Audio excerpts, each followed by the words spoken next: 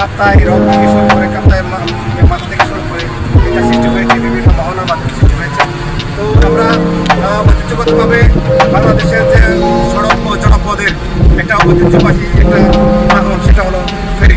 এই ফেরিকে আমরা জাতীয় সম্পদ হিসেবে জানি, কারণ এই জাতীয় সম্পদে এই জন্য আখ্যায়িত করা হয়েছে যে এই ফেরি দিয়ে দুর্যোগ সময় বিভিন্ন ধরনের গাড়ি ঘোড়া থেকে শুরু করে বিভিন্ন ধরনের আপদকালীন সময় অনেক কিছু উদ্ধার করা চালানো হয়। তো আমরা সেই ঐতিহ্যবাহী বাংলাদেশের গর্ব, বাংলাদেশের সেই সম্পদ, প্রাকৃতিক সম্পদ, এই কর্ণফুলের আমরা বিক্রি করছি। আশা করি আপনাদের ভালো লাগবে। এই লাইক, কমেন্ট, শেয়ার করে আমাদের পাশে থাকবেন, সেই আশা আসসালামু আলাইকুম।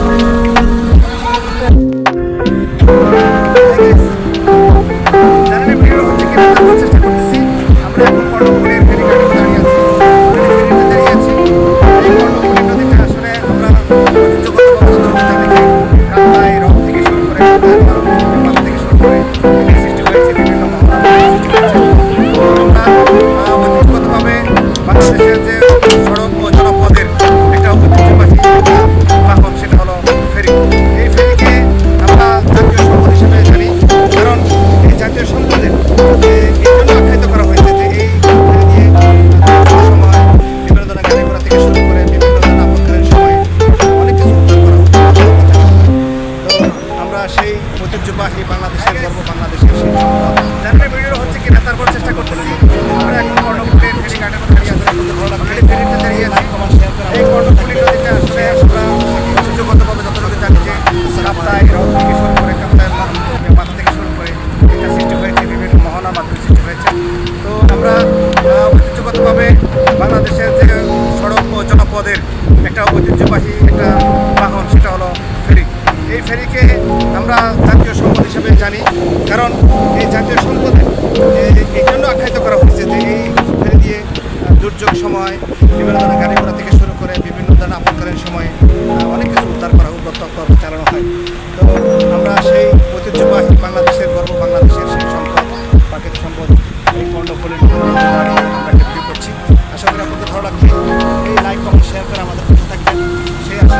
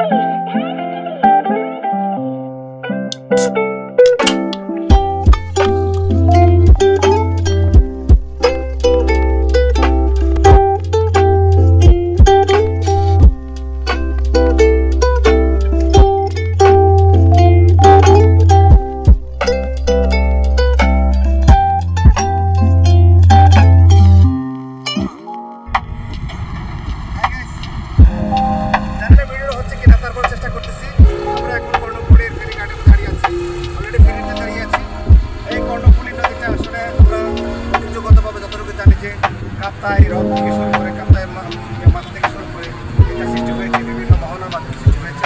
তো আমরা ঐতিহ্যগতভাবে বাংলাদেশের যে সড়ক ও জনপদের একটা ঐতিহ্যবাহী একটা বাহন, সেটা হলো ফেরি। এই ফেরিকে আমরা জাতীয় সম্পদ হিসেবে জানি, কারণ এই জাতীয় সম্পদের এই জন্য আখ্যায়িত করা হয়েছে যে এই ফেরি দিয়ে দুর্যোগ সময় বিভিন্ন ধরনের গাড়ি ঘোড়া থেকে শুরু করে বিভিন্ন ধরনের আপদকালীন সময় অনেক কিছু উদ্ধার করা তৎপরতা জানানো হয়। তো আমরা সেই ঐতিহ্যবাহী বাংলাদেশের গর্ব, বাংলাদেশের সেই সম্পদ, প্রাকৃতিক সম্পদ, এই কর্ণফুলী আমরা ভিডিও করছি। আশা করি আপনাদের ভালো লাগবে।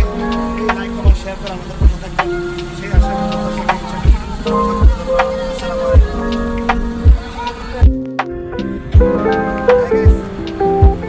জানেন ভিডিও হচ্ছে কিনা তারপর চেষ্টা করতেছি। আমরা এখন কর্ণফুলীর ফেরিঘাটে দাঁড়িয়ে আছি, অলরেডি ফেরিতে দাঁড়িয়ে আছি।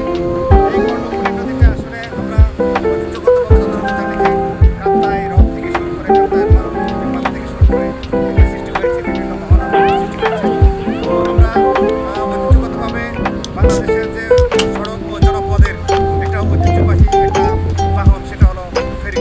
এই ফেরিকে আমরা জাতীয় সম্পদ হিসেবে জানি, কারণ এই জাতীয় সম্পদের এই জন্য আখ্যায়িত করা হয়েছে যে এই ফেরি দিয়ে দুর্যোগ সময় বিভিন্ন ধরনের গাড়ি ঘোড়া থেকে শুরু করে বিভিন্ন ধরনের আপদকালীন সময় অনেক কিছু উদ্ধার করা তৎপরতা জানানো হয়। তো আমরা সেই ঐতিহ্যবাহী বাংলাদেশের গর্ব, বাংলাদেশের সেই সম্পদ। জানেন ভিডিও হচ্ছে কিনা তারপর চেষ্টা করতেছি। আমরা এখন কর্ণফুলীর ফেরিঘাটে দাঁড়িয়ে আছি, আপনাদের ভালো লাগবে। ফেরিতে দাঁড়িয়ে আছি। এই কর্ণফুলী নদীতে আসলে আমরা ঐতিহ্যগতভাবে যতটুকু জানি যে কাপ্তাই হ্রদ থেকে শুরু করে কাপ্তাই মাছ থেকে শুরু করে এটা সৃষ্টি হয়েছে, বিভিন্ন মহলার মাধ্যমে সৃষ্টি হয়েছে।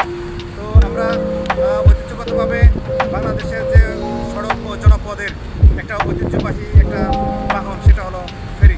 এই ফেরিকে আমরা জাতীয় সম্পদ হিসেবে জানি, কারণ এই জাতীয় সম্পদের এই জন্য আখ্যায়িত করা হয়েছে যে এই ফেরি দিয়ে দুর্যোগ সময় বিভিন্ন ধরনের গাড়ি ঘোড়া থেকে শুরু করে বিভিন্ন ধরনের আপদকালীন সময়